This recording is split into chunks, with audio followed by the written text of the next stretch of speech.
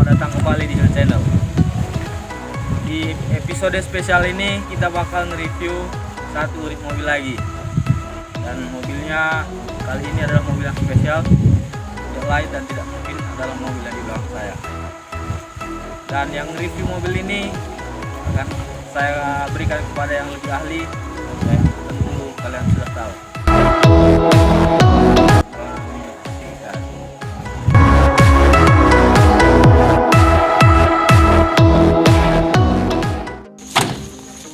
Kembali lagi bersama saya Kevin Enrico di Hill Channel. Untuk episode kali ini kita akan mereview salah satu mobil dari pabrikan Mitsubishi adalah Mitsubishi Canter. Mitsubishi Canter yang akan kita review kali ini adalah Mitsubishi Canter bermesin diesel, dilengkapi dengan turbo intercooler dan isi silindernya adalah 4000 cc. Untuk Mitsubishi Canter ini sendiri, ini dibuat tahun 2014. Oke, kita akan mulai mereview dari sisi depan Mitsubishi Canter ini. Inilah dia penampilan sisi depan dari Mitsubishi Canter tahun 2014. Pada dasarnya Mitsubishi ini dibuat oleh pabrikan Mitsubishi dengan beberapa generasi. Dan dulu terkenal dengan generasi cold diesel yang memiliki bentuk wajah depan, base depan berbentuk seperti mobil lawas, yang tepatnya seperti hewan kodok. Dia memiliki lampu dua bulat di bagian depan. Namun untuk varian tahun 2014 ini sudah sangat berubah total sekali dari sisi depan. Setiap jenis mesin yang dikeluarkan oleh pabrikan Mitsubishi terkenal dengan mesin yang sangat tangguh. Mobil ini tergolong dengan mobil yang tidak mengkonsumsi bahan bakar begitu boros, namun tenaganya sangat luar biasa. Maka mobil ini tidak akan asing dilihat di pasaran Indonesia maupun pasaran luar negeri dan biasa digunakan untuk ekspedisi. Kita lihat dari bagian depan, Mitsubishi Canter ini memiliki dua kaca spion yang relatif besar. Hal ini difungsikan untuk melihat keadaan bagian belakang mobil dari sisi kiri jalan dan sisi kanan jalan. Dan kaca spion ini dibuat agak keluar. Ini disebabkan oleh adanya bak mobil yang sedikit menonjol keluar. Perbedaan signifikan dari generasi sebelumnya adalah bentuk lampu. Yang seperti saya bilang tadi, bentuk lampu dari cold diesel adalah berbentuk bulat. Namun untuk Mitsubishi Canter ini, ia sudah memiliki varian lampu yang lebih modern. Memiliki 3 buah skat lampu. Dan untuk yang ini adalah lampu utama, di sini ada lampu sein, dan di sampingnya ada lampu kotak. Dan di bawah juga diberikan penambahan fog lamp. Dan ini adalah lampu kabut.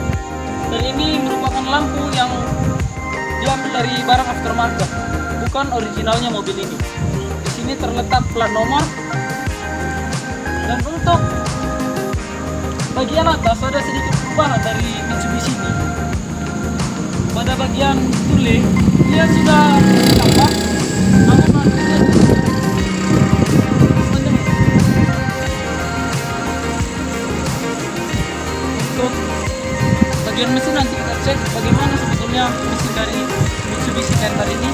Sekarang kita mulai mereview bagian samping. Oke, sekarang kita sudah berada di bagian samping dari Mitsubishi Canter ini. Dari bagian samping tidak ada keistimewaan dari mobil ini, namun dari tampilannya mobil ini cocok memang untuk mobil ekspedisi. Dan kita akan mulai mereview satu persatu dari bagian yang sudah ditambahkan dan bagian original yang ada di mobil ini. Untuk bagian samping, handle pintunya masih menggunakan model handle pintu congkil sama seperti mobil-mobil lawas lainnya. Tidak ada perubahan walaupun mobil ini sudah tergolong tahun tinggi. Untuk bagian samping tadi ada tule di atas, itu adalah barang aftermarket. Ini kita lihat ada tambahan tangga pada bagian samping. Ini adalah untuk akses larang ke atas, namun ini adalah tambahan.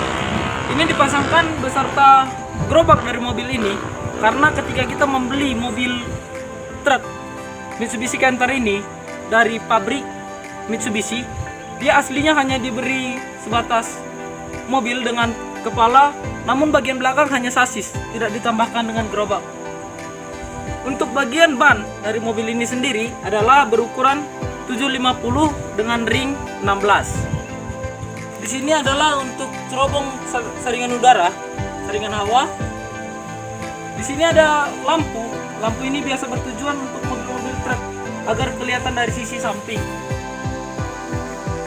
Untuk tambahan lainnya, ini ada diberi besi pada bagian ini karena menurut aturan pemerintah untuk mobil yang digunakan untuk melintas wajib diberi tambahan besi ini agar ketika ada kendaraan seperti sepeda motor yang menabrak mobil ini, maka pengendara dari sepeda motor tersebut tidak bisa sampai ke dalam kolong dari mobil ini sendiri.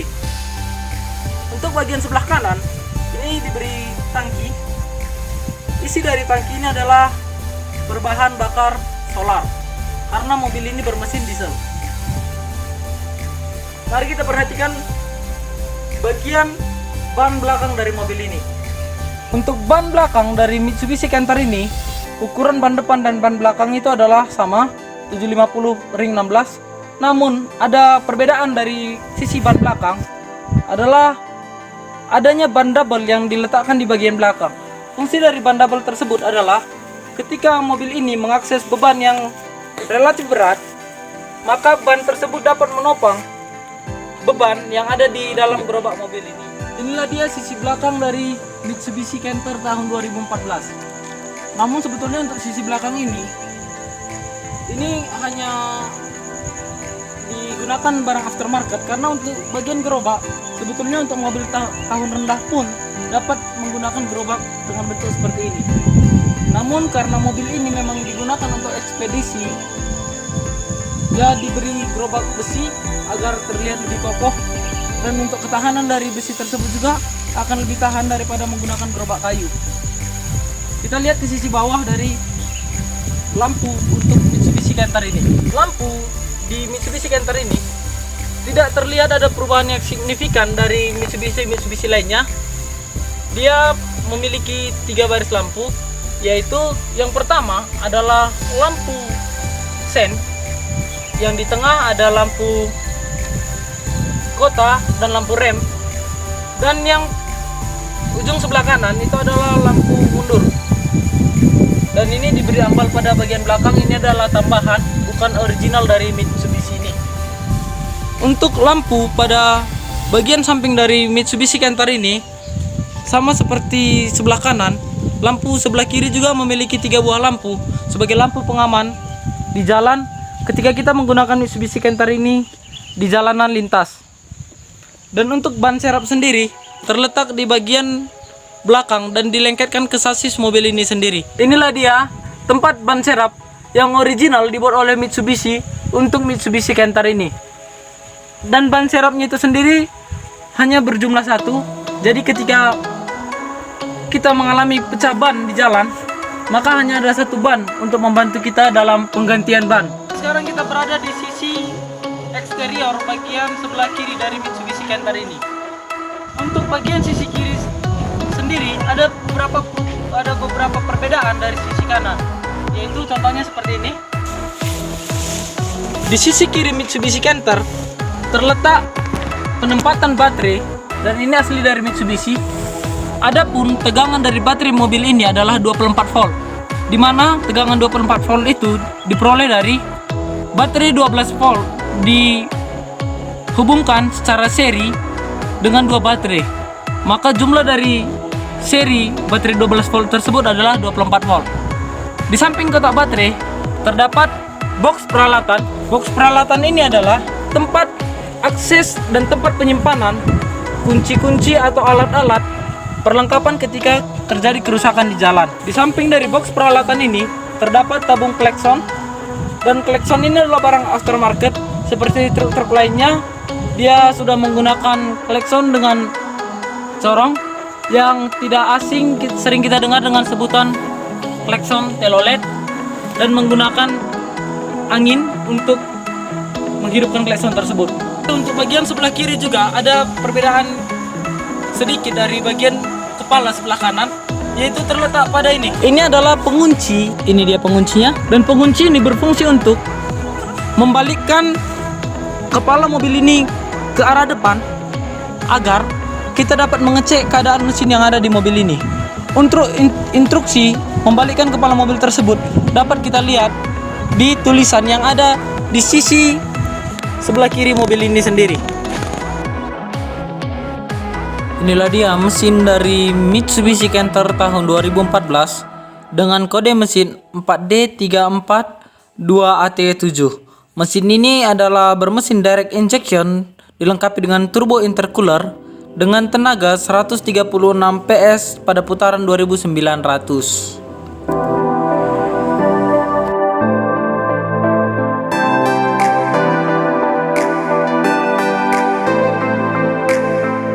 Oke, sekarang kita mulai mereview bagian interior dari Mitsubishi Canter ini.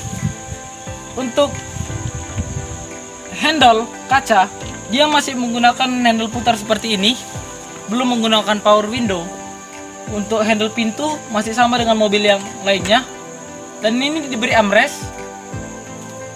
Dan mobil ini juga diberi asbak karena umumnya supir yang mengendarai mobil ini masih mengkonsumsi rokok. Pada bagian bawah diberi entertainment kecil berupa speaker, dan mungkin hanya itu untuk bagian sampingnya.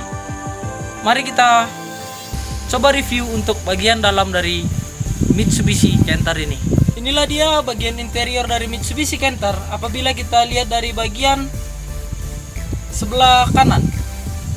Di bagian sebelah kanan dari Mitsubishi Canter sama dengan bagian sebelah kanan dari mobil truk-truk lainnya. Tidak ada keistimewaan dari bagian ini. Namun kita dapat jelaskan satu persatu dari apa-apa saja yang sudah dibuat di Mitsubishi Canter ini. Oke, untuk bagian dalam dia diberi pegangan tangan pada sisi ini. Fungsi dari pegangan tangan ini dapat kita lihat contohnya seperti berikut.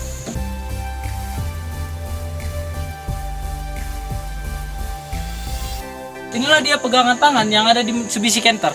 Jadi pegangan tangan itu berfungsi untuk mengakses ketika pengemudinya ingin naik ke dalam kabin Mitsubishi Canter ini. Dengan cara tangan kanan diletakkan di pegangan tangan ini dan satu kaki naik ke atas.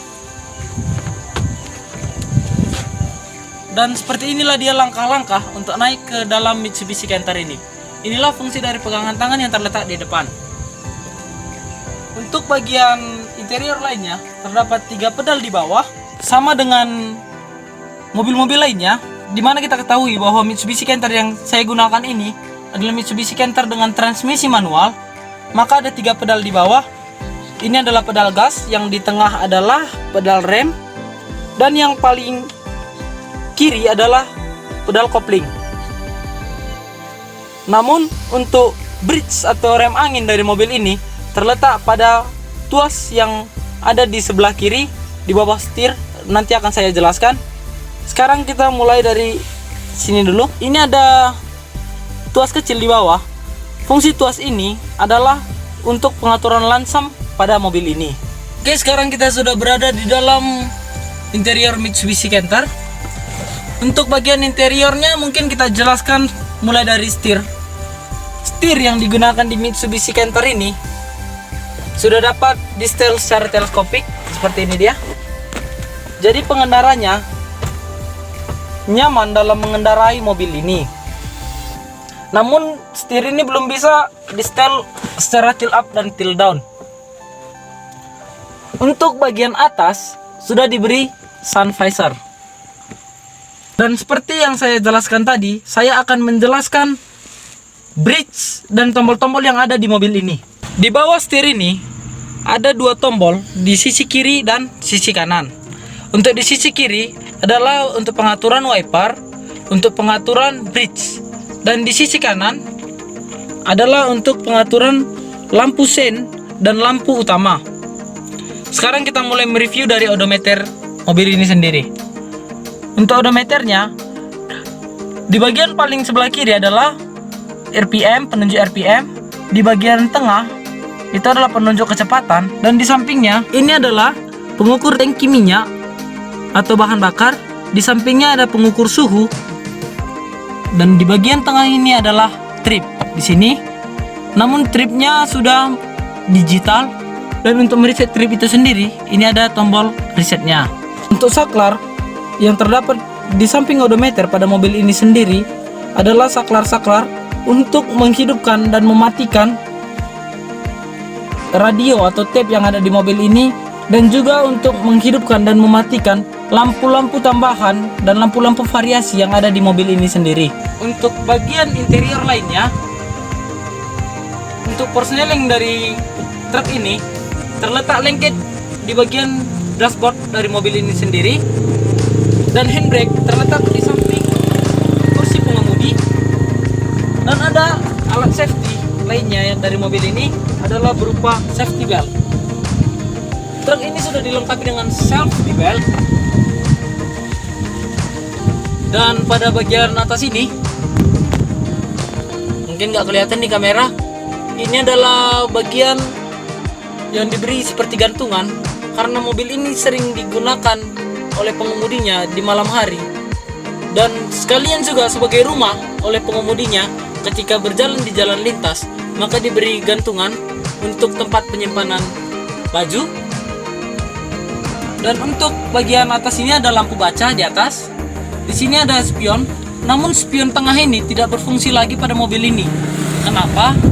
Alasannya karena sudah ditambahkan gerobak pada bagian belakang mobil ini. Namun ini adalah original dari Mitsubishi itu sendiri.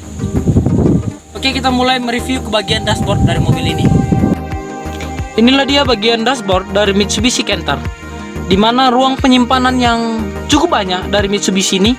Ada ruang penyimpanan kecil, dan di sebelah sisi kiri juga terdapat dua ruang penyimpanan, yang satu memiliki tutup dan yang satu tidak memiliki tutup. Dan untuk bentuk dashboard sendiri, ini sengaja dibuat miring ke depan.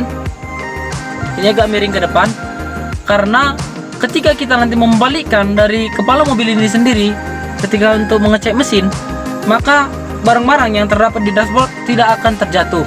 Untuk bagian entertainment dari mobil itu sendiri adalah ini diberi tape ala kadarnya dengan support dari Pioneer, bermerek Pioneer. Dan ini adalah tombol untuk lampu hajat. Di sini diberi colokan 24 volt, dan ini terdapat kisi-kisi AC, namun ini hanya sebatas variasi yang dilengketkan di mobil ini. Oke, kita mulai mereview ke bagian interior sebelah kiri dari mobil Mitsubishi Canter ini. Inilah dia bagian interior dari sisi sebelah kiri dari mobil Mitsubishi Canter ini. Perbedaannya di bagian sebelah kanan, di sini sudah diberi pegangan tangan pada bagian atas. Namun untuk sebelah kanan tidak diberi, dan di sini sudah diberi pegangan tangan sama seperti yang di sebelah kanan. Untuk pintu, dia masih sama dengan yang sebelah kanan, tidak ada keistimewaan dari mobil ini. Dan untuk keamanan sebelah kiri juga dilengkapi dengan safety belt. Mungkin itu aja untuk review dari eksterior dan interior Mitsubishi Canter ini. Kita akan coba test drive Mitsubishi Canter ini.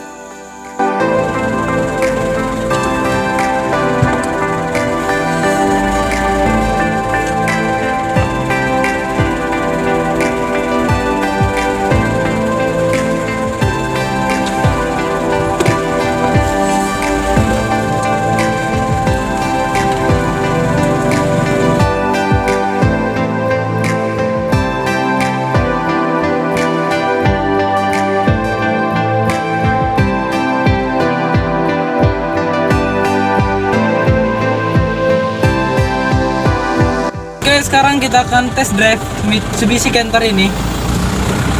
Untuk dari sisi driver, Mitsubishi Canter ini sangat nyaman untuk dikendarai. Namun apabila tidak memiliki beban pada bagian gerobak, Mitsubishi Canter ini agak sedikit limbung. Namun untuk ukuran truk ini sangat nyaman. Dan untuk tenaga dari Mitsubishi Canter ini sendiri, ini luar biasa kuat.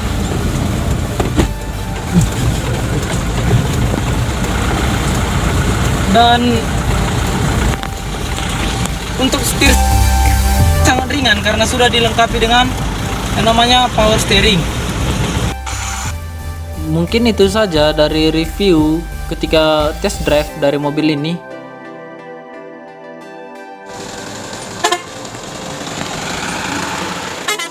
Oke guys, kita sudah mereview Mitsubishi Canter ini, mulai dari sisi interior, eksterior, dan juga test drive. Dan untuk kelebihan dari sisi interior dari mobil ini, untuk keselamatan mungkin sudah cukup dengan hanya menambahkan sabuk pengaman. Namun untuk kekurangannya belum dilengkapi dengan airbag. Dan dari sisi mesin, dia juga memiliki kelebihan adalah memiliki mesin yang tangguh.